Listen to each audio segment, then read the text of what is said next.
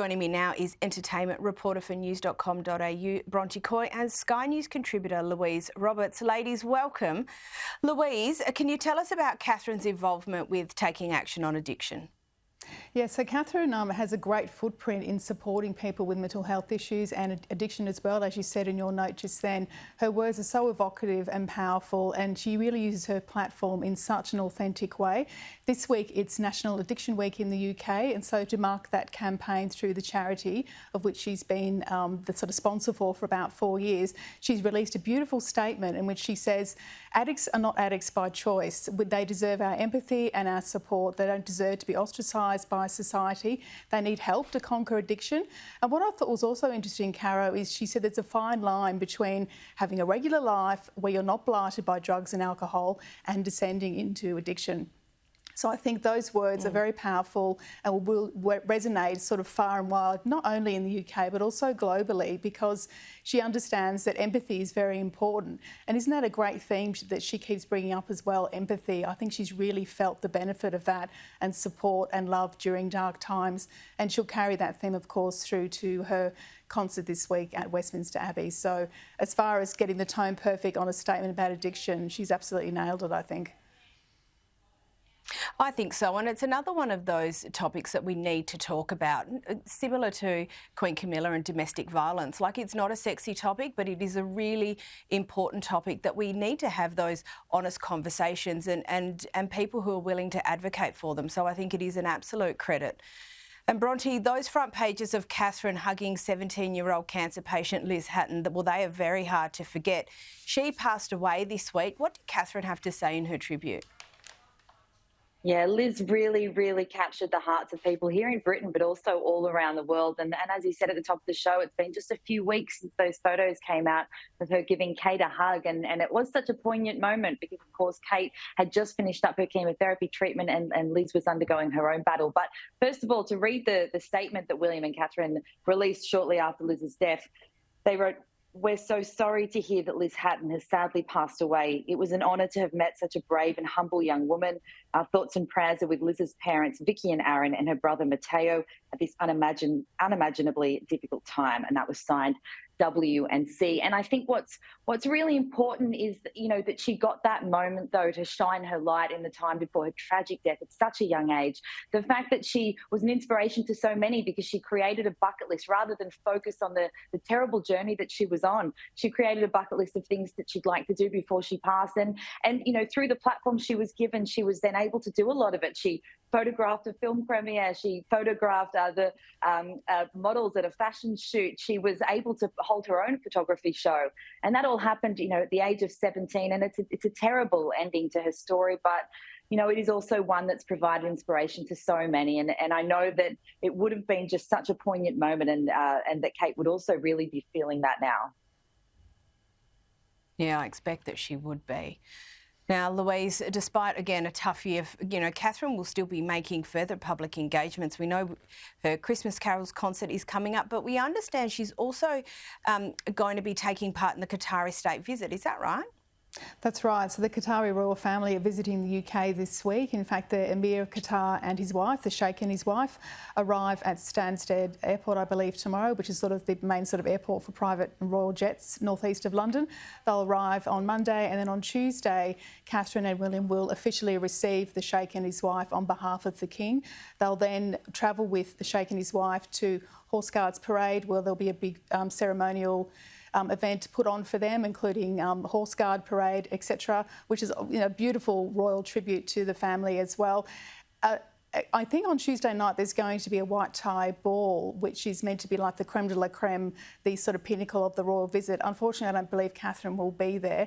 I guess she is trying to ease her way back into royal life and sort of picking and choosing which events she will go to, but I'm sure it'll be a fabulous event. Anyone will be there. I believe it was a favourite event of the Queen, and Charles, I believe, has also adjusted some of the things around it. I think he's ordered a special Qatar family cocktail. I'm fascinated to know what's in that. I guess a bit of gin or something. And he wants to use sustainable flowers as part of the decorations. But there's no doubt that all eyes will be on Catherine when the Sheikh and his wife arrive, and the fact that she stepped up to this very important role as the wife of the future king as well. Yeah, absolutely. And Bronte, the Royals, they're firming up their Christmas plans, aren't we all? We understand the Walesers and the Tindalls will be joining the King. What do we know so far?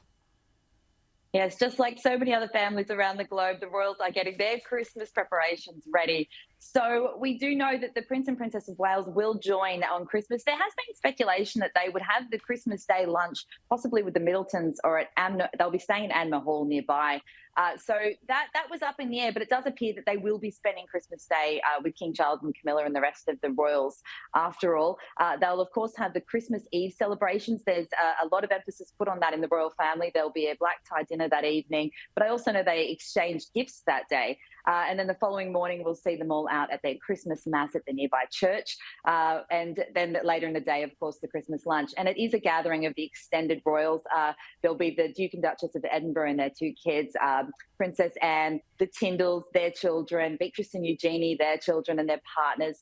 And also, there had been some speculation that, with a bit of tension reported between King Charles and Prince Andrew this year over the ongoing royal housing saga related to Royal Lodge, that possibly Andrew wouldn't be there, but it does appear he will be. So, either King Charles has buried the hatchet or realised that, family is the most important thing at Christmas. But either way, I'm sure after a couple of drinks, there could be some awkward conversations there.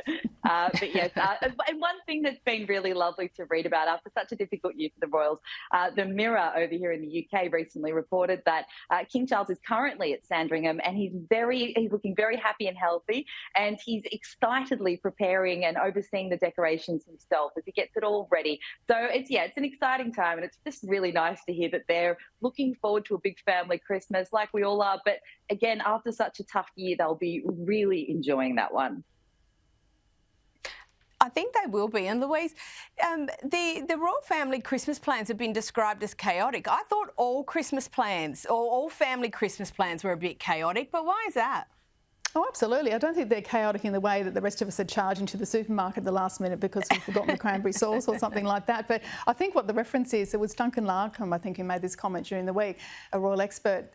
Because Charles last year threw open the doors to extended family, and by extended family I mean Camilla's children, Tom and Laura and their children, which means that not only will Charles have his 3 grandchildren there, unfortunately not the ones from Montecito, he'll also have 5 step-grandchildren, which of course are Laura and Tom's respective children with their spouses.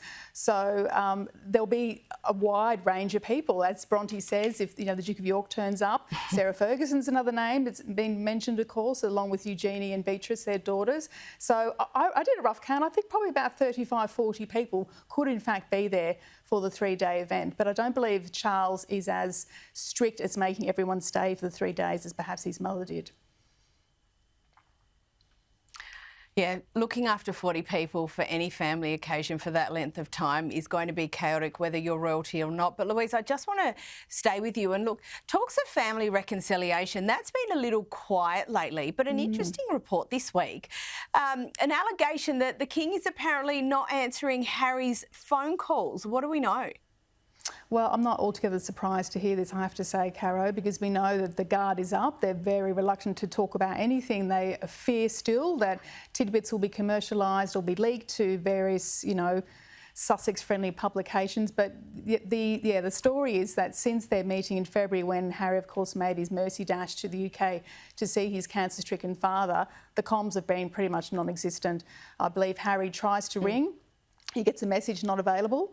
I'm not sure whether the message is a text or whether he gets a voicemail message, and any inquiries he makes about his father's health also go unanswered, which suggests to me they're still very anxious about leaking or revealing any information to Harry, whether or not he's going to repeat it. Or maybe he's sort of seen sense and decided he's not going to leak family details, who knows. But I think he's also very concerned still about the personal safety of Meghan and Archie and Lilibet should they go to the UK. He's convinced everyone that Meghan will somehow be the victim of an acid attack if she lands back on the UK soil.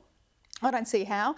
And he somehow blames his father. He seems to think that Charles can control the situation, and why isn't he stepping up, according to reports, to actually help his family come back to the UK should they want to visit, for example, Christmas. So, but even Charles can't control that. That's a very multifaceted, complex security operation, getting those 4 back to the UK. So the fact that Charles is not answering the calls. I mean, who can blame him, really? God, that keeps getting more and more complicated. Bronte, I've only got about 45 seconds left, but Williams, he's also had plenty on this week. Apparently he's teamed up with Ronnie Wood. He's been out with the Welsh Guards and he's planning a camel trek across Oman. I know that's an awful lot for 45 seconds, but what's this all about? Okay, well, this week he had the Tusk Awards where that's about wildlife conservation in Africa, and that's where he got together with Ambassador Ronnie Wood. He then went and saw the Welsh Guards preparing to get back into the field army. So they've been on ceremonial duties over the last 2 years, which included the Queen's funeral, the coronation, etc. And then lastly, he announced a camel trek in Oman. He won't be going on it himself, disappointingly, but he is a co-patron of it. And this is all about raising awareness of the country's natural heritage, biodiversity, and of course, William's passion piece, which is environmental challenges. So he's really hit the ground running in the last few months. And this week was absolutely no exception, but we love to see it. He looks excited. He looks passionate.